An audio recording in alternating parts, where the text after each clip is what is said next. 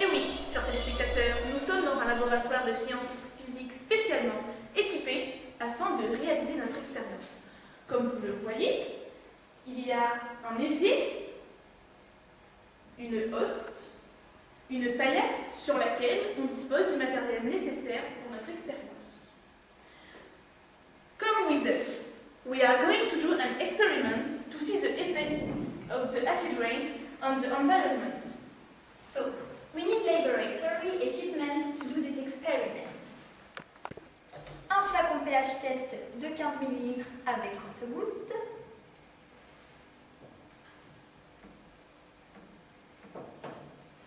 Deux éprouvettes graduées de 20 ml chacune.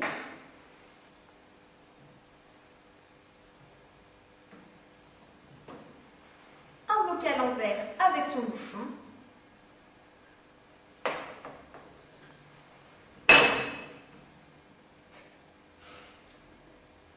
Ainsi qu'une assiette en verre.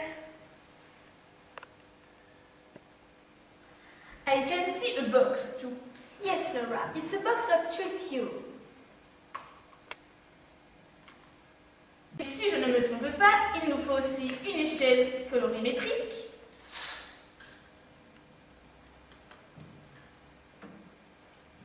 une bouteille d'eau, une bouteille de vinaigre d'alcool, des post-it,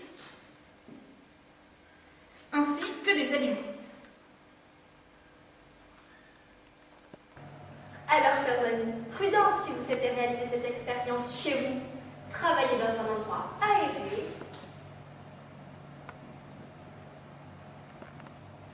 Voire même sous une hotte en raison des émanations de soufre. Be careful, guys, because sulfur dioxide can be dangerous in a closed area. Now, our first part of experiment. Notre première partie d'expérience consiste à mesurer le pH de l'eau. Nous allons donc verser 10 ml environ dans une éprouvette graduée.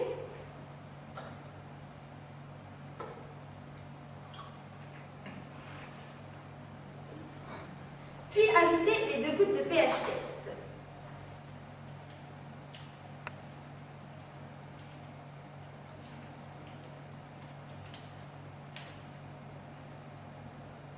Deux gouttes suffisent. Nous versons ainsi la solution obtenue dans ce petit récipient pour pouvoir agiter cette solution. Donc nous fermons, nous ajoutons. Nous versons donc la solution dans un bécher pour pouvoir comparer sa couleur grâce à l'échelle colorimétrique. Look at this, Laura. It's green. Oui, Gabriel, ceci correspond donc à une valeur pour le pH de l'eau. De 7. Tout à fait. Mais il nous faut aussi connaître le pH du vinaigre d'alcool. Pour cela, nous versons environ 10 ml de vinaigre d'alcool dans une éprouvette graduée.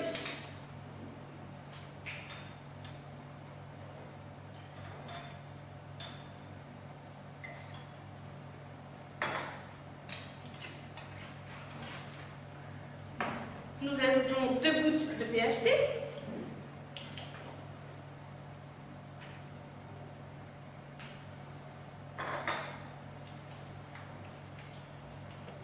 Nous versons le tout dans un petit bocal.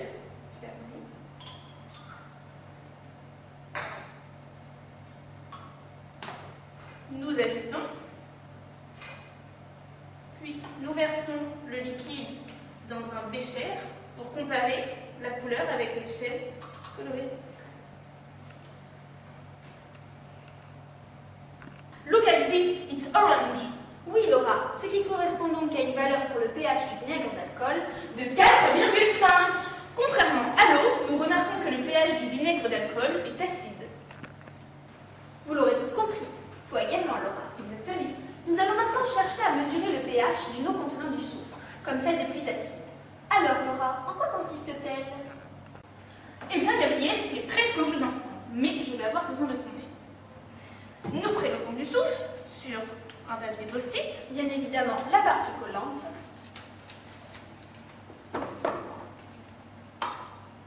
Puis, nous le plaçons au milieu de l'assiette.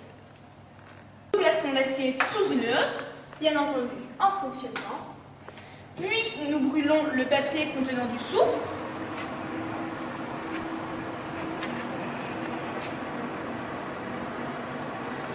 Que nous recouvrons immédiatement du bocal en verre.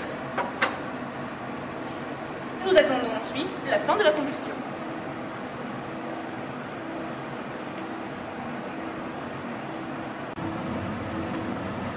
Nous retournons le bocal afin de le refermer immédiatement.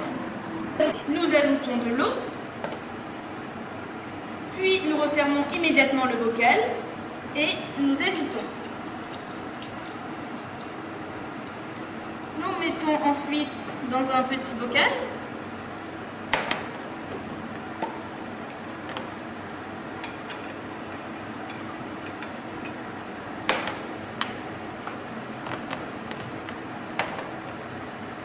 Avec 2 gouttes de pH test.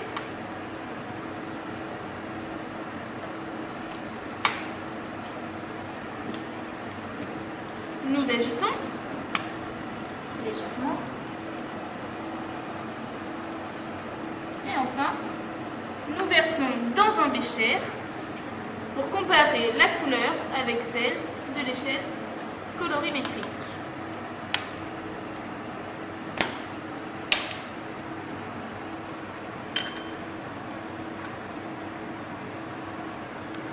It's orange. Ce qui correspond donc à une valeur du pH pour l'eau contenant le soufre de 4,5. Comme le vinaigre d'alcool. What are you doing, Laura? Je verse quelques gouttes de notre eau contenant du soufre sur une fougère.